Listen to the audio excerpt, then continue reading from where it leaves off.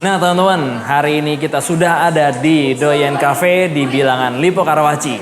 Hari ini kita akan kembali membahas tentang seputar seni pertunjukan teater.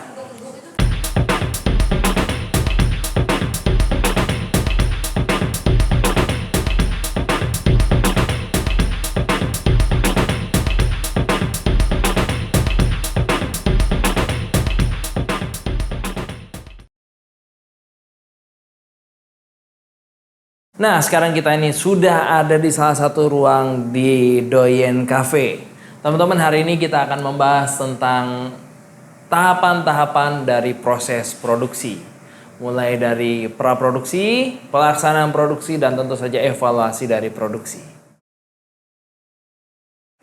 Berbicara mengenai proses praproduksi di dalam seni pertunjukan panggung khususnya teater, kita tentu saja akan dihadapkan pada banyak sekali kriteria yang dihadapi oleh para pelaksana atau para penyelenggara gitu loh.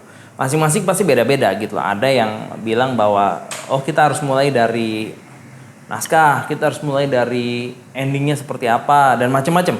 Tapi kalau menurut saya kita bisa simpulkan bahwa proses praproduksi itu kita akan membahas tentang tujuan pementasan. Ya, tujuan pementasan itu seperti apa? Contohnya begini, masing-masing grup pasti berbeda. Ada yang bertujuan untuk memberdayakan anak-anaknya atau memberdayakan anak mudanya. Contohnya teater gereja. Ya, teater gereja pasti tujuan akhirnya adalah memberdayakan anak-anak muda di dalam gereja agar mereka stay dalam gereja dan pada akhirnya bisa memberkati gereja. Kalau UKM atau kampus tentu saja punya tujuan bahwa ada kegiatan mahasiswa yang aktif di dalamnya sehingga pada akhirnya bisa membuat kampus itu menjadi cemerlang gitu loh. Lebih bisa ngangkat gitu. Nah, sekolah pun begitu. Ekstrakurikuler menyangkut banyak hal. Misalnya dia harus ada produksi biar orang tahu bahwa ekskulnya jalan dan tertarik masuk ke sekolah itu gitu loh. Nah itu beda-beda. Praproduksi harus dilihat dari tujuannya.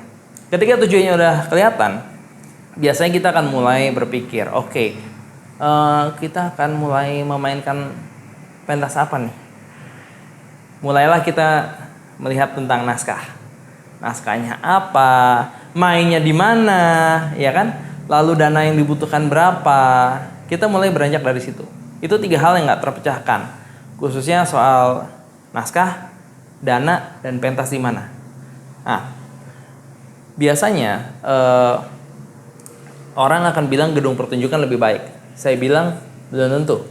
Betul, gedung pertunjukan lebih baik apabila kita dalam posisi mempertimbangkan sisi artistik dan lain-lain. Betul.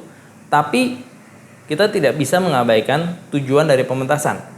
Contohnya misalnya apabila ini adalah pementasan sekolah dan kepingin banyak sekolah yang banyak murid yang hadir, mungkin karena lokasi sekolah itu paling dekat dengan tempat orang tua dan siswa itu ada, mungkin mereka akan memilih di situ. Jadi kita nggak akan selalu bisa bilang bahwa gedung pertunjukan itu yang lebih baik daripada yang lain gitu loh. Nah itu yang terjadi. Mulai dari memilih naskah, memilih tempat bermain, dan kita menyimpulkan berapa budget yang kita butuhkan. Itu persiapan proses praproduksi gitu loh. Ya, itu kira-kira yang bisa kita gambarkan. Ya, proses praproduksi tentu saja bakalan cukup ribet kalau misalnya banyak banget ide yang masuk ya. Yang satu pingin ini, satu pingin ini, satu pingin ini. Keseringan yang terjadi tuh begini, ada yang udah punya ide, udah mateng, dipikir-pikir lagi, ada masuk ide baru, dipilih yang ini, yang sini jadi nggak suka segala macam. Karena basically proses praproduksi itu akan menjadikan apakah ini pentas ini bakalan mulus atau enggak gitu loh. Jadi ini proses yang krusial. Nah kadang-kadang energi habis di perencanaan. Ada yang setujunya A, ada yang setujunya B, ada yang setujunya C, berantem dulu di situ segala macam. Saran saya sih hindari hal-hal demikian. Kita kembali pada tujuan yang awal yang kita pingin bentuk. Apa yang penting-penting yang harus kita lakukan.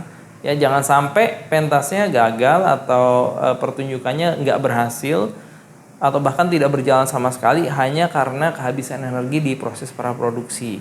Saran saya, coba dulu, jalan dulu apapun yang terjadi, yang paling mirip sesuai dengan tujuan awal gitu. Nggak perlulah kita memaksakan diri dengan pertunjukan yang sangat heboh, sangat luar biasa, ya kan? Kadang-kadang itu jadi batu sandungan nanti. Jalan lebih baik daripada tidak gitu. Ya, sebagai sutradara seringkali kita mendapati bahkan sebelum proses produksi ini berlangsung, para pimpinan produksi ataupun para investor itu sudah berantem duluan. Nah, itu memang kadang-kala menghambat sekali kinerja dari kita, tim produksi, tim pelaksana produksi ini, khususnya sutradara. Karena biasanya berkaitan langsung dan kita ngobrol langsung sama mereka gitu. Nah, kiat-kiat saya dalam mengatasi hal demikian adalah saya akan fokus bekerja. Itu nomor satu. Fokus bekerja dalam menyiapkan alternatif. Ini kunci loh. Ada yang maunya A, ada yang maunya B, ada yang maunya C. Berarti kita dituntut untuk selalu siap dengan jawaban. Kalau A jalannya begini, B jalannya begini, C jalannya begini. Sehingga ketika mereka lagi bentrok segala macam, akhirnya keputusannya di detik terakhir milihnya C, kita juga udah siap. Kalau C larinya begini, B larinya begini, A larinya begini. Sebagai seorang kepala produksi, tentu saja sutradara ya, itu harus punya alternatif. Kita harus mempersiapkan alternatif dari sesuatu yang kemungkinan akan terjadi. Jangan sampai kita nggak punya jawaban. Jawaban tergampang gampang. Ya udah, pentasnya nggak jadi aja. Nah, itu suatu hal yang menurut saya tidak bagus untuk dicontoh. Kenapa? Karena kita tahu mereka mau sesuatu. Tugas kita mewujudkan, memvisualisasikan apa yang mereka sudah pinginkan gitu loh. Jadi yang terbaik cobalah siapkan beberapa alternatif yang bisa dipilih, yang bisa dirembukin oleh para pimpinan produksi ini sehingga pentasnya bisa jalan. Nah, ini pertanyaan penting banget nih soal marah-marah ya. Saya nggak bisa bilang itu yes or no. Kenapa? Karena setiap sutradara punya stylenya masing-masing ya, dan style itu nggak akan bisa dirubah. Yang namanya style ya style. Gaya dia begitu ya, di gaya dia akan begitu. Nggak akan bisa seorang A bisa jadi seorang B gara-gara kamu jangan gitu. Nggak bisa. Kalau dia berubah jadi B, dia bukan A lagi. Karyanya berubah. Karena begitu gini, seorang seniman tuh gini. Begitu dia mencoba memvisualisasikan diri ke dalam adegan, itu seluruh jiwa dia bergerak gitu loh. Nah, kalau dia nggak jadi dia lagi, itu bukan karya dia lagi nantinya. Jadi saya nggak bisa bilang marah-marah tuh yes or no gitu loh. Marah-marah itu tergantung style. Ya kita sebagai seorang pemain ya harus memaklumi karakternya seperti apa. Marah-marah itu nggak jelek kok, nggak jelek. Yang jelek itu kan kalau marah-marahnya tidak bertujuan. Marah-marah kalau bertujuan ya bagus. Tujuannya apa? Tujuan akhirnya gitu loh. Atau sebabnya apa gitu kan. Kalau tanpa sebab marah-marah ya mungkin dia lagi nggak tahu kenapa. Saya tipikal yang bukan seperti itu. Saya pribadi bukan tipikal yang model gitu. Kita kadang kenceng, kadang tapi lebih banyak tidak. Karena itu bukan style saya pribadi gitu loh. Tapi saya tidak menyalahkan kalau emang ada yang mau marah-marah ya silakan. Asal ada tujuannya gitu kan. Astrada saya sering marah-marah. Jadi ya udah biar aja dia yang marah-marah gitu kan.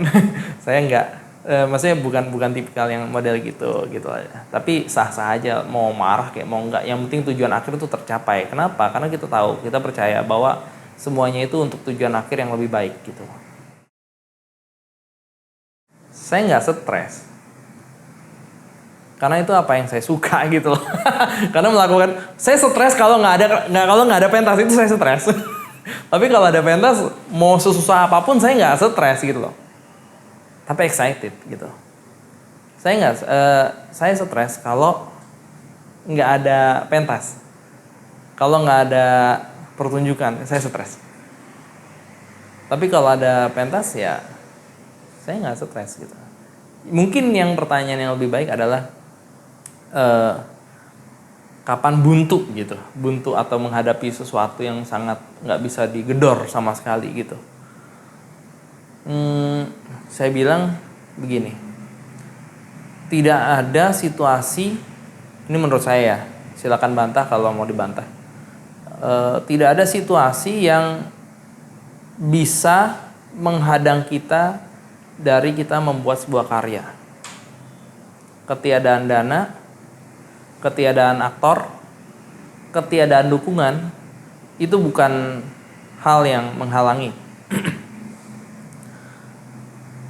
Kalau misalnya sering ditanya, lah tapi kan nggak ada aktor nih, aktornya cuma 5, ya udah main aja berlima. Oh udah latihan nih 2 bulan, ternyata aktornya nggak sanggup, saya nggak akan putus asa. Ini kejadian nyata. Kita udah latihan 2 bulan, ya 2 bulan lama sekali nggak ada perkembangan. Kenapa? Karena aktornya semuanya nggak cocok, gitu. Saya bilang udah tutup naskah itu. Saya pelajarin orangnya, saya pelajarin karakter orangnya. Oh orangnya begini, orangnya begitu. Saya bikin naskah, create dengan basicnya karakter orang itu, sehingga memudahkan mereka. Jadi tidak ada yang bisa menghalangi kita kalau emang kita udah bilang, oke, kita mau pentas Desember, ya udah pentas lah. Yang menghalangi kita tuh cuma kemalasan sebenarnya, gitu loh. Atau kadang-kadang gini, oh nggak ada dana nih, udah dipersiapkan gede-gedean nggak ada dana, ya udah jangan di gedung pertunjukan. Tapi kamu create sendiri ruang di mana kamu bisa main. Kita nggak keberatan kok untuk bermain atau berkesenian di tempat-tempat yang kecil juga nggak masalah. Idealnya memang di gedung pertunjukan. Tapi kalau nggak ada, belum bisa, ya sudah. Pilihannya kan cuma 2, you fight dengan sumber daya ekonomi atau you create pementasan dengan struktural yang minimum gitu loh. Selalu ada pilihan dan menyerah bukan salah satunya. Nah itu tadi tuh permasalahan tentang praproduksi. Permasalahan praproduksi terlewati, kita akan dihadapkan pada permasalahan ketika produksi itu berjalan. Begitu produksi, biasanya ya permasalahan yang paling banyak terjadi itu adalah ketidakdisiplinan. Itu udah pasti. Tidak disiplin, aktor tidak disiplin, kru tidak disiplin. Tidak disiplin ini macam-macam bentuknya. Target-target pencarian karakter nggak dapat bagi aktor, atau aktornya tidak berlaku seperti aktor, atau kru-kru produksinya semuanya terlambat, bahkan investor pun mungkin bisa jadi juga one prestasi, kan kita nggak tahu gitu loh. Tapi itu masalah-masalah produksi yang lazim terjadi gitu loh. Atau ada kebijakan pemerintah yang lain, itu juga termasuk permasalahan produksi gitu loh. Kita nggak akan bisa menghindari masalah itu datang gitu loh. Tapi bagaimana kita menyelesaikannya itu yang akan menjadi kunci. Apakah kita akan maju terus atau kita akan pending. Saya nggak akan pernah bilang berhenti ya. Itu masalah-masalah utama di dalam proses produksi. Tentu saja itu membuat stres dan membuat frustasi banyak orang sebenarnya gitu. Makanya di sini nih sebagai seorang sutradara atau sebagai seorang pimpinan produksi seharusnya terjun langsung untuk membantu motivasi gitu loh. Motivasi itu akan terselesaikan dengan motivasi yang baik gitu loh. Kalau misalnya kita bisa memberikan sesuatu yang bisa membuat mereka kembali semangat gitu. Permasalahan yang sering terjadi di dalam skenografer ya, atau penerjemahan skenografi pada akhirnya nanti ke dalam visual itu biasanya ini, udah dirancang, dananya nggak ada. Itu udah permasalahan kunci itu ya. Saya nggak akan bahas itulah. Itu kan udah pasti udah masalah. Ya kan? Biasanya nih kalau kostum, biasanya tidak nyaman, pemain tidak nyaman. telat jadinya, salah ukur, ya, warna, masalah kain itu kan masalah warna ya. Yang diinginkan skenografer tuh nggak ada warnanya misalnya, ya, itu bisa terjadi juga gitu. Solusinya tetap ada. Jadi kalau bisa, ini kembali lagi ke kedisiplinan, semuanya tuh selesai on time sehingga punya waktu untuk controlling masalah gitu loh, ya. Itu soal kostum. Soal artistik nih misalnya, salah ukur, pernah loh kejadian saya salah ukur, saya sampai heran. Salah ukur skenografer ada, tapi kenapa orang art saya bisa salah ukur, salah persepsi permainan gitu loh, salah ruang permainan, sehingga mengakibatkan aktor itu beradaptasi dengan ruang yang baru, gitu, salah ukur, saya sampai heran. Dengan kelas yang seperti itu bisa salah ukur gitu kan, salah ukur, salah komunikasi, berarti ini masalah di komunikasi. Kalau soal art ya, salah dalam membangun art tentu saja kita juga harus memperhitungkan itu barang akan dinaikin, dipegang, dibanting, atau cuma diinjak gitu loh. Ya kadang-kadang teman-teman kita yang menggampangkan, orang-orang art yang menggampangkan akan bikin aja tanpa tahu adegannya gitu loh. Nah itu berbahaya teman-teman. Makanya saya sangat menuntut skenografer atau orang-orang art itu untuk nonton dulu adegannya apa sih, bentuknya gimana sih, segala macam. Jadi jangan sampai salah briefing gitu loh. Itu untuk art. Untuk lighting, kesulitan yang terutama itu gini. Saya akan ngomong lighting di gedung pertunjukan, ya. Lighting di gedung non pertunjukan itu kebanyakan nggak ada topnya. Nggak ada topnya itu sebenarnya ya saya udah ribet ya. Tapi saya akan bahas soal lighting di gedung pertunjukan. Kesulitannya itu adalah kita baru bisa latihan dengan lighting itu adalah pas gladi bersih. Karena kebanyakan ya, nggak semua, tapi kebanyakan orang tuh sewa gedung sehari sebelum hari H untuk setting dan setting ini itu sudah terlambat. Lighting itu membutuhkan ketepatan dan perasaan. Ketepatan posisi, perasaan ketika fade in fade out. Mereka kebanyakan baru pegang saat itu. Saat itu. Kenapa? Karena gedungnya dipakai lah, nggak ada budget untuk nyewa gedung lebih lama lah, atau mixernya rusak lah, atau lightingnya tiba-tiba nggak ada lah, segala macam gitu. Jadi sering terjadi seperti itu gitu lah. Jadi lighting itu lebih ke arah, bukan lebih ke arah, memang harus ada dua itu, ketepatan dan perasaan gitu loh. Nah ketepatannya mungkin tepat, tapi perasaannya mungkin mainin mixingnya juga harus tepat gitu kan. Nah itu kesulitan lightingnya yang sering terjadi gitu loh. Kita udah tahu nih semua adegannya, ya kan? Semua udah tahu adegannya. Cuman karena latihan dengan lighting hanya bisa sekali 2 kali, ya udahlah gitu. Itu kesulitannya, karena barangnya nggak ada gitu kan.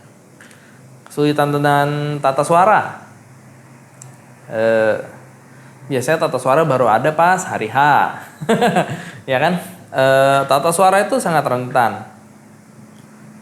Dia feedback sedikit juga akan berpengaruh, ya kan? Apalagi kalau teman-teman main pakai headset ya. Teman-teman main pakai headset yang di sini atau di manapun, itu ada kesulitan tersendiri, ya. Anda harus menempatkan receiver boxnya itu di posisi yang tepat, tidak tertekuk, tidak goyang, tidak lecek gitu loh. Ya itu masalah di satu. Dan ini rentan kadang-kadang. Apabila dia masangnya nggak bener, kadang-kadang jatuh, ya kan, seperti itu. Ya wajar lah, itu teknis. Tapi itu bukannya tidak teratasi sih. Dengan latihan yang baik itu akan sangat mulus kok sebenarnya. Dan itu tata suara. Tata suara itu ya rentan tapi menarik, dan tanpa tata suara kita nggak akan bisa main dengan bagus gitu. Karena audio salah satu unsur dari teater yang penting. Orang akan beranggapan abis selesai pentas tuh ya, tantangan atau masalah sudah selesai. Tapi ya memang betul. Tapi ada juga yang pentas selesai masalah pasca produksinya juga ada. Dan keseringan yang terjadi tuh gini. Ini kalau menurut saya, bukan soal dana. Ya kalau nggak bisa bayar ya udah gitu. Tapi kalau misalnya yang ini yang krusial nih, dokumentasinya jelek. Atau dokumennya jadi, tapi butuh waktu lama untuk menjadikan itu. Saya heran sih sebenarnya.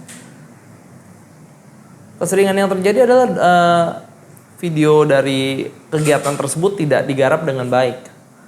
Ini pasca produksi menurut saya. Kenapa? Karena pasca produksi ini akan menentukan apakah kita punya file-file, punya dokumen-dokumen yang baik untuk mendukung usaha-usaha kita selanjutnya, ya.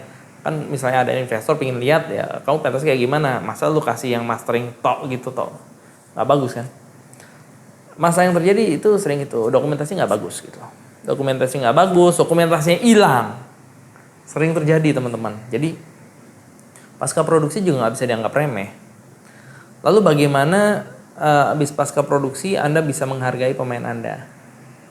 Apakah masalah yang sebelumnya sudah ada diselesaikan atau tidak? Jangan sampai masalah yang tadinya ada, gesekan antar pemain itu ada, tidak Anda selesaikan. Basically itu personal.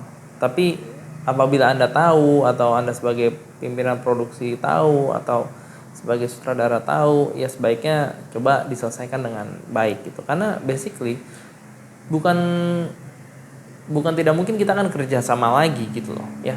Lebih baik banyak teman daripada tidak. Jadi kalau menurut saya itu beberapa permasalahan di pasca produksi yang paling utama sih sebenarnya. Selain gagal bayar. Kalau gagal bayar ya udah. Ya sekali lagi masalah di dalam produksi itu pasti ada semuanya, ya kan? Cuma bagaimana kita menyikapinya sebenarnya. Nah, saya pribadi selalu bersiap memang untuk menghadapi itu gitu loh.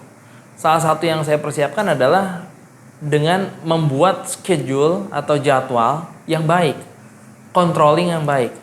Kalau misalnya jadwalnya sudah lewat, ini berarti harus ada kontrol lebih di situ. Kalau misalnya ini adegan gak bagus-bagus, tapi saya udah punya batas aman di mana adegan itu harus bagus gitu loh. Bulan ini harus bagus sekian, ya kan? Nah, sampai sini belum bagus. Berarti saya punya controlling, saya punya rencana cadangan untuk melakukan itu. Jadi perencanaan yang baik akan menghindari stres gitu loh. Perencanaan yang bagus itu akan menghindari unek-unek, menghindari kepusingan Anda yang lain. Ambil contoh, adegan 1, 2, 3 harusnya jadi bulan ini, tapi sampai awal bulan berikutnya itu nggak jadi. Apa yang Anda lakukan? Saya udah lihat ini udah meleset jadwal.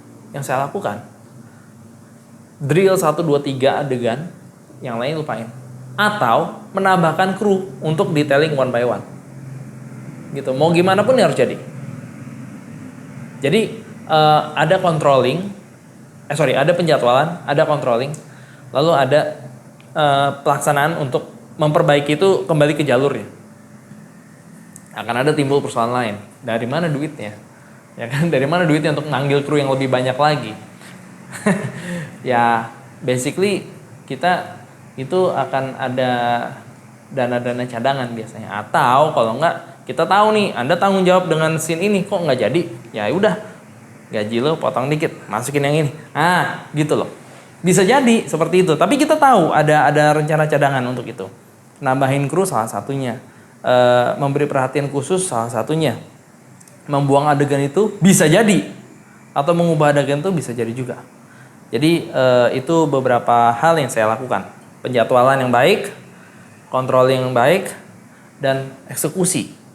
Kembalikan itu, push kembali ke jadwal yang ada. Itu tidak akan lagi jadi stres, tapi jadi kesenangan ketika kita mengejar memperbaiki sesuatu itu menjadi excited gitu loh. Kayak gitu. Setelah pentas, biasanya kita happy, ya kan, excited. Apa sih yang saya lakukan untuk menikmati kesenangan itu? Saya bisa lakukan ini di hampir semua pentas saya ya. saya akan ada di panggung. Saya akan ada di panggung. Kegembiraan yang terutama itu tepuk tangan penonton itu nggak akan bisa digantikan dengan apapun. Tepuk tangan penonton, lalu penonton naik ke atas, kita ngobrol-ngobrol banyak di situ, itu puas. Kita ketemu banyak relasi di situ, kita ngobrol, kita foto bareng, itu saya sangat menikmati itu. Walaupun saya tahu besoknya saya harus produksi yang lain nih, besok paginya saya harus syuting atau produksi yang lain, saya lupain itu. Tapi aku nikmatin dulu itu saat-saat itu yang nggak akan tergantikan. Mungkin itu 15 menit, 20 menit atau mungkin setengah jam, tapi itu menikmati sekali gitu. Karena kita tahu kita berhasil di sini, besok kita harus lebih berhasil lagi gitu. Jadilah seniman yang cerdas, tahu hak dan kewajibannya.